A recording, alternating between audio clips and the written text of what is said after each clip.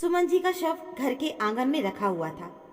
तुलसी का पौधा का गमला उनके सिराने रखकर उसमें कुछ अगरबत्ती जलाकर गड़ा हुआ था। मुख में भी तुलसी पत्र रखा हुआ था।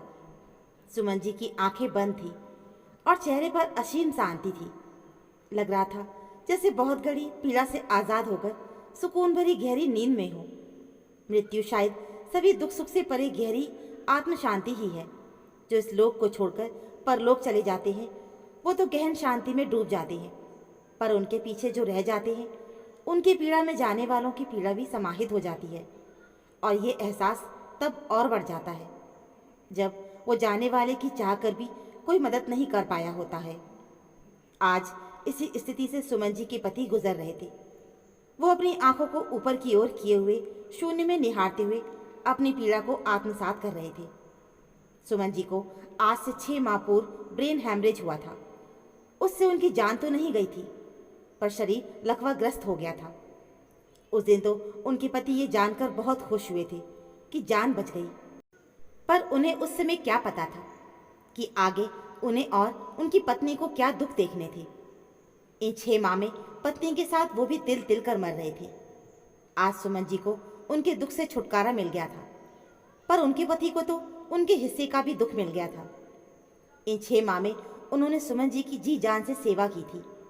समाज में बहू की बेइज्जती नहीं हो ये सोचकर उन्होंने कभी किसी के सामने ये नहीं दर्शाया कि अपनी पत्नी की सेवा वे करते हैं। सदा सामने वाले को यही दिखाया गया कि उनकी बहू सास की सेवा करती है।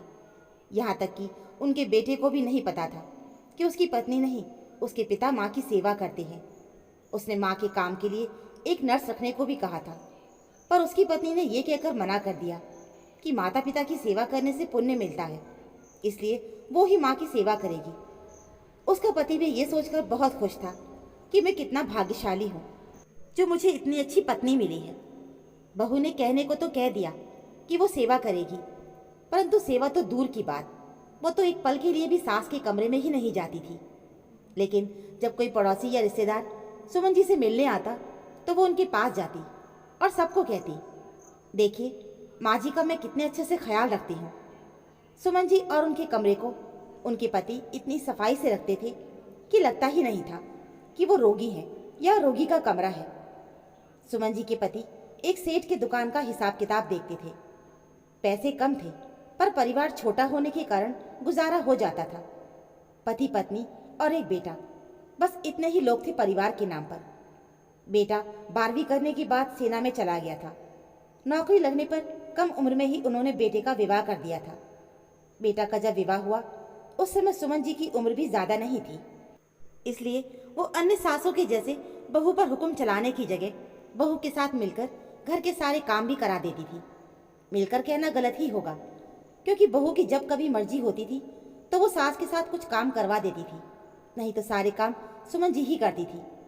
शुरू शुरू में उन्होंने ये सोचकर कि बच्ची है, काम का ज़्यादा बोझ क्या डालना, उन्होंने बहू को काम करने को नहीं बोला, पर धीरे धीरे बहू ने ये आदत ही बना लिया। कुछ दिनों के बाद जब एक बेटी हुई तब तो बहू को और काम नहीं करने का बहाना ही मिल गया। दिन रात बेटी की देखभाल कर रही हूँ, बेटी रात को चैन से सोने नहीं देती आदि उसके पास हजारों बहाने थे। करते करते बेटी बड़ी हो गई, वो काम में अपनी दादी की मदद करने लगी, पर बहू के स्वभाव में कोई परिवर्तन नहीं हुआ। सुमन जी की भी अब उम्र बढ़ रही थी, पर बहू की तरफ से मदद की उम्मीद बेकार थी। 6 माह पूर्व पोती की शादी में अत्यधिक काम करने और पोती के ससुराल चले जाने से अत्यधिक टेंशन के कारण उनका ब्रेन हैमरेज हो गया था। बेटा बार बार कहता था कि माँ इतना काम मत करो, तुम्हारी बहू कर ही तो रही है, तुम थोड़ा आराम कर लिया करो। पर यह कहकर कि विवाह वाला घर है, एक आदमी के काम करने से नहीं चलेगा, वो सारे काम करती थी। तब बेटे को क्या पता था कि मेरी पत्नी सिर्फ मेरे सामने दिखावे के लिए काम करती है, मेरे घर से बाहर जाते ही आराम करने चली जाती है। बेटी की शादी के बाद सुमन जी का बेटा ड्यूटी पर चला गया। बस थोड़े दिनों बाद ही अचानक रात में सुमन जी की तबीयत खराब होने लगी। पड़ोसियों की मदद से अस्पताल ले जाया गया। समय पर इलाज शुरू होने से जान बच गई, पर शरीर का बाएं अंग ने काम करना बंद कर दिया। डॉक्टर ने कहा था कि सही से सेवा होगी तो ठीक होने की संभावना है। यही सोचकर कल रात उनका बेटा सेना से सेवानिवृत्त होकर घर आया। अपने आने की बात उसने किसी से नहीं बताई थी। उसने सोचा था कि वो स्वयं जाकर बताएगा कि उसने रिटायरमेंट ले लिया है और वो एक कंपनी में सुपरवाइजर का काम करेगा और सभी साथ में रहेंगे। दोनों पति पत्नी मिलकर माँ की सेवा करेंगे और माँ को जल्द से जल्द ठीक कर देंगे। पर जब वो सुबह घर पहुंचा तो देखा पत्नी सो रही थी, पापा बुखार से तप रहे थे और माँ अब इस दुनिया में ही नहीं थी। 3 दिन से सुमन जी के पति को वायरल बुखार हो रहा था। उन्होंने बहू को कहा भी कि बहू, मेरी तबीयत ठीक होने तक माँ का काम तुम कर दो, कहीं मुझसे उन्हें भी संक्रमण ना हो जाए। पर बहू ने उनकी बात नहीं मानी। सुमन जी का काम उनके पति को ही करना पड़ता था, जिससे उनसे सुमन जी को भी संक्रमण हो गया और उन्हें बुखार हो गया। इधर उनके पति भी बुखार से इतने पीड़ित थे कि वे सुमन जी का कोई काम नहीं कर पा रहे थे। रात में उन्होंने बहू से कहा कि तुम्हारी सास को बाथरूम जाना है, मैं कमजोरी से उठ नहीं पा रहा हूँ, तुम पहुँचा दो। पर बहू ने ध्यान नहीं दिया और वो सोने चली गई। उन्हें अपनी बेबसी पर रोना आ रहा था। बहू की जाति का चरम हो गया था। तब उनके मुंह से निकल ही गया, तुम जो सोचती हो कि किसी को कुछ पता नहीं, तो बहू ये मत भूलो कि भगवान सब देखता है, तुम्हारे पापों का भी हिसाब होगा। ये कहकर वो बेहोश हो गए। शायद उनकी बेबसी को भगवान से देखा नहीं गया। उन्होंने सुमन जी को इस कष्टमय जीवन से आज़ाद कर दिया और बिना बताए आने के कारण बेटे को अपनी पत्नी का सही रूप भी दिख गया। बाकी बचा उसकी बेटी ने पिता को बताया कि किस तरह माँ घर के सारे काम दादी से करवाती थी और दादी ये सोचकर आपको नहीं बताती थी और मुझे भी नहीं बताने देती थी कि आप कुछ दिनों की छुट्टी पर आए हैं, आप बेकार में परेशान होंगे।